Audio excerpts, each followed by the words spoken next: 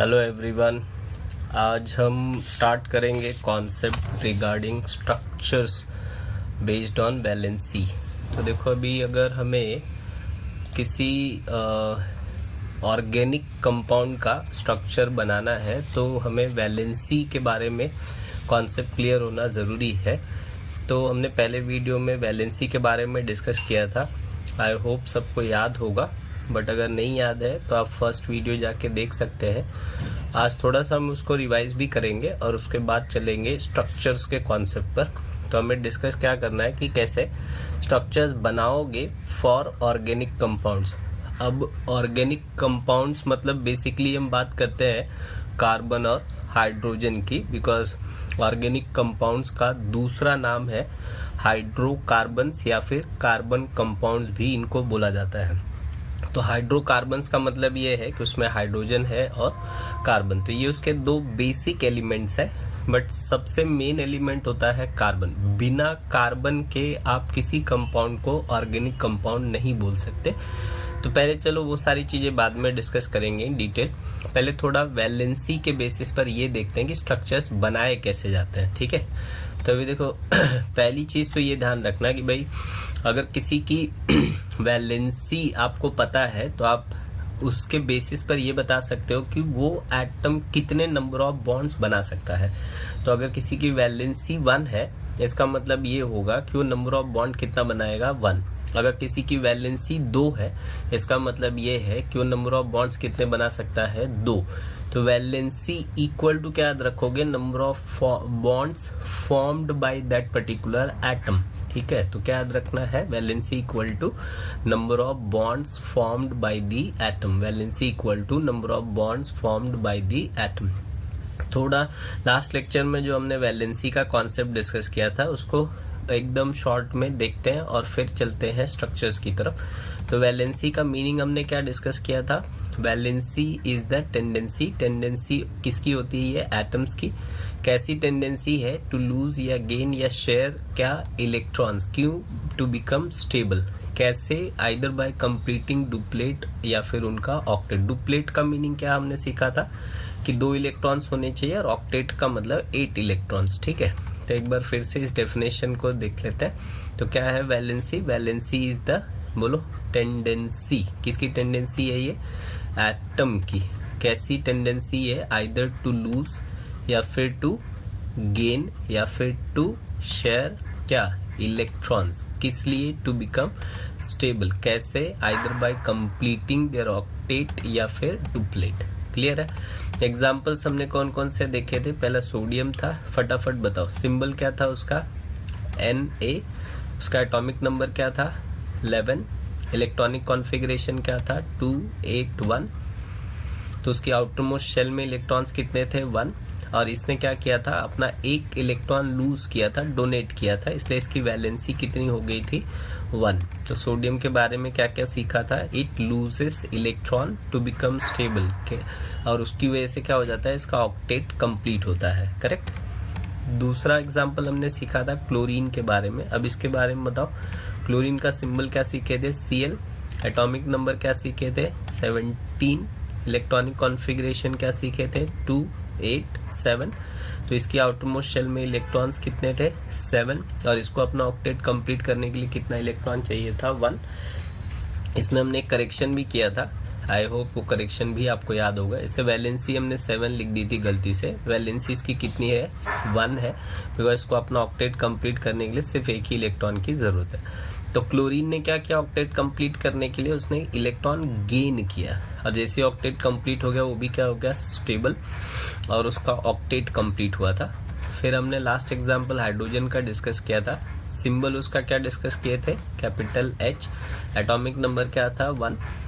Electronic configuration क्या था 1, और इसका ऑक्टेट कंप्लीट नहीं हुआ था, तो इसने क्या कंप्लीट किया था, अपना डुप्लेट कंप्लीट किया था, और इसके लिए इसको कितने इलेक्ट्रॉन की ज़रूरत थी 1। तो इसकी वैलेंसी हमने कितनी डिफाइन की थी 1।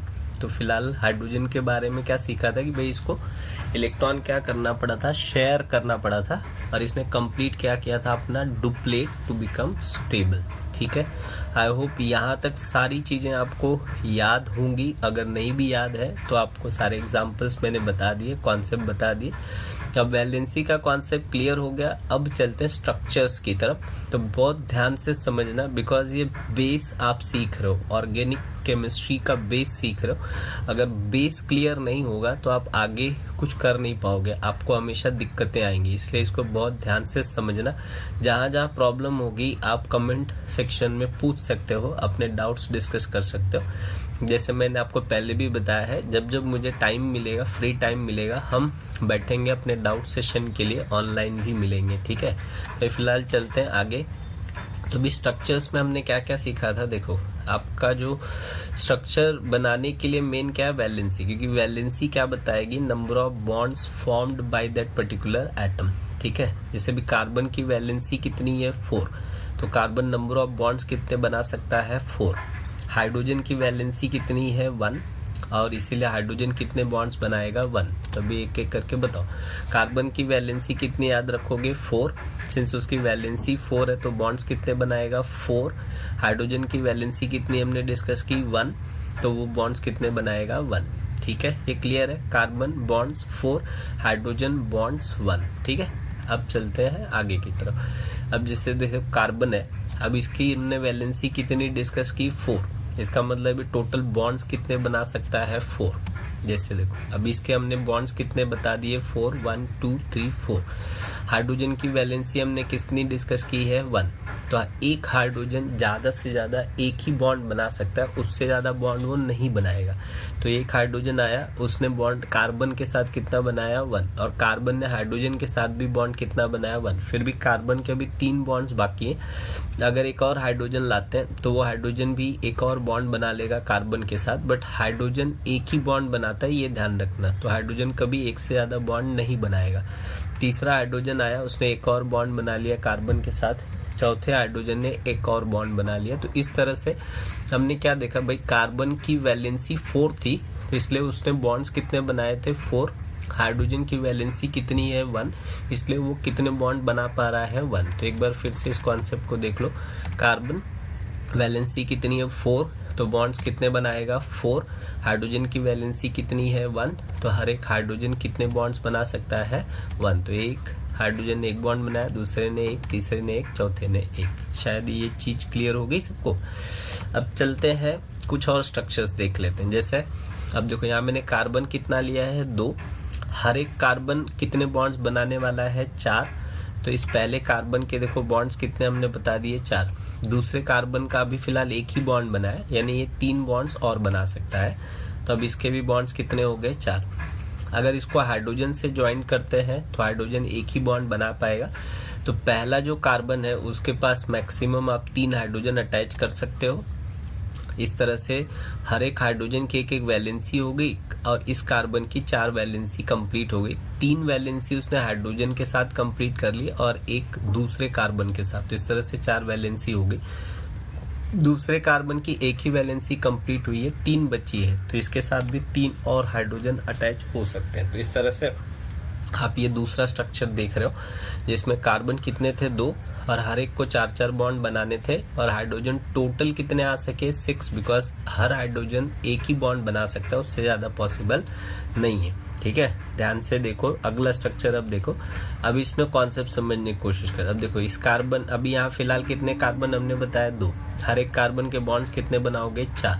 अब कार्बन के बारे में ये भी समझ लो, कार्बन ज़रूरी नहीं हमेशा सिंगल बॉन्ड ही बनाएगा, वो डबल बॉन्ड भी बना सकता है, ट्रिपल बॉन्ड भी बना सकता है। ये सारी चीज़ें हम डिटेल में सीखेंगे आगे के वीडियोस में, बट फिलहाल ऐसे ध्यान रखो, कार्बन टोटल 4 बॉन्ड बनाता है, बट उसमें वो सिंगल बॉन्ड्स भी बना सकता है 4, और डबल बॉन्ड भी बना सकता है, ट्रिपल बॉन्ड भी बना सकता है। तो फिलहाल अगर समझो, इस कार्बन ने, इन दोनों ने समझो डबल बॉन्ड बनाया, तो इस कार्बन, पहले कार्बन के भी 2 बॉन्ड हो गए, दूसरे के भी 2 बॉन्ड हो गए, मतलब इनकी अभी वैलेंसी कितनी बाकी है 2।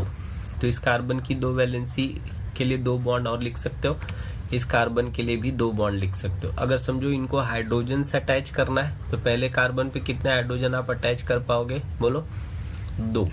तो ये 2 हाइड्रोजन इसके पास आ गए, दूसरे कार्बन के पास भी कितना हाइड्रोजन अटैच कर सकते हो 2। तो इस तरह से देखो, कार्बन के 4 बॉन्ड्स कंप्लीट हो गए और हर एक हाइड्रोजन ने मतलब एक एक बॉन्ड कंप्लीट किया है, तो वो अपना एक एक वैलेंसी कंप्लीट कर रहा है। ठीक है, चलो तो अभी स्ट्रक्चर वाला कॉन्सेप्ट हम आगे बढ़ाते हैं। तो अभी यहाँ कार्बन के कितने बॉन्ड्स हमने डिस्कस किए, डबल बॉन्ड। अब समझो स्ट्रक्चर में हमने यहाँ 3 कार्बन लिया है और समझो किसी कार्बन ने अगर डबल बॉन्ड बनाया है तो फिर उस हिसाब से हम कैसे स्ट्रक्चर बना सकते हैं। अब जैसे देखो इन दोनों कार्बन ने बॉन्ड कितना बनाया है, डबल। और इस कार्बन के लिए फिर तो इस कार्बन के पास देखो 2 बॉन्ड हो गए थे, 2 बचे थे, तो 2 बॉन्ड और आ गए। इस कार्बन के 2 बॉन्ड हो गए थे, 2 और आ गए। तीसरा जो कार्बन है उसने 1 बॉन्ड बनाया, 3 बचे हुए, मतलब इसके पास और 3 बॉन्ड्स आ सकते हैं। ठीक है, अब हाइड्रोजन कितने अटैच हो सकते हैं हर एक कार्बन पे। जैसे देखो पहला कार्बन है उसके पास कितने हाइड्रोजन आएंगे बोलो, 2। दूसरे वाले कार्बन के देखो 3 बॉन्ड्स हो चुके हैं, बचा कितना है, 1, तो 1 ही हाइड्रोजन लिख सकते हो। और तीसरे कार्बन का 1 बॉन्ड कंप्लीट है, 3 बचा, यानी 3 हाइड्रोजन वहां पर और आ सकते हैं। बराबर, चले नेक्स्ट स्ट्रक्चर की तरफ। अब देखो यहाँ पे मैंने कार्बन लिखा है और मैं समझो इनके बीच में अगर ट्रिपल बॉन्ड लिख दूं, ट्रिपल बॉन्ड हो गया, यानी हर एक कार्बन के 3 बॉन्ड्स हो गए, हर कार्बन का एक एक बॉन्ड बचा हुआ है, एक एक वैलेंसी बची है। तो इसके पास 1 बॉन्ड आ सकता है, इसके पास 1 आ सकता है। हाइड्रोजन कितने पॉसिबल है, पहले कार्बन का 1 बॉन्ड बचा हुआ है तो वहां 1 हाइड्रोजन आ सकता है, दूसरे कार्बन का 1 बॉन्ड बचा हुआ है तो वहां 1 हाइड्रोजन आ सकता है। बराबर, तो ये थोड़ा सा हमने कॉन्सेप्ट सीखा था जिसमें कार्बन कार्बन डबल बॉन्ड आया, ट्रिपल बॉन्ड आया, सिंगल बॉन्ड आया। एक और एग्जांपल देख लेते हैं, जैसे इन दोनों कार्बन ने ट्रिपल बॉन्ड बनाया तो इस पहले कार्बन का 1 बॉन्ड और बचा था, दूसरे कार्बन का 1 बॉन्ड बचा हुआ है, तीसरे कार्बन के 3 बॉन्ड बचे हुए।